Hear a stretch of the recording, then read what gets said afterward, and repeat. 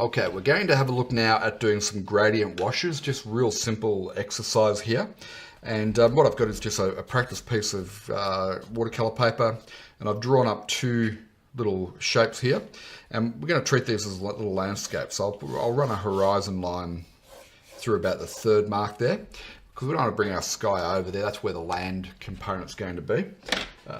So let's just have a look with our ultramarine blue here first of all. I'll use my mop brush. You can see I've got a fair bit of ultramarine liquid in there. I'll just get a little bit more pigment, okay?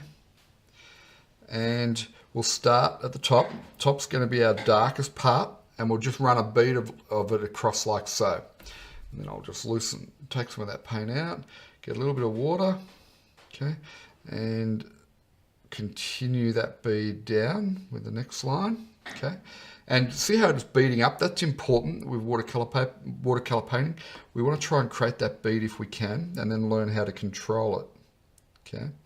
And our goal here now is just to keep introducing water. We're not taking any more pigment, okay? Like so.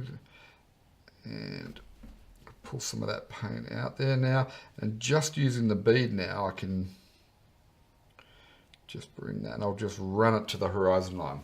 Now you can see there straight away, I've got my darkest dark up there, I've got my lightest light there, very similar to the 5 scale values system we used previously. I've left a little couple of holes there, which we could turn those into clouds. I kind of like a little bit of the paper showing through like that. So I never fix those sort of things. You know, we might put a tree or something up there, which might cover one or two of them, but I like a few of those sneaking through.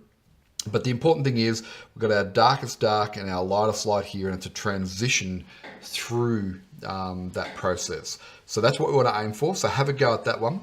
And in the next one, I'll show you just a slightly different approach to doing that. So have a go at this one, and then I'll see you in the next video.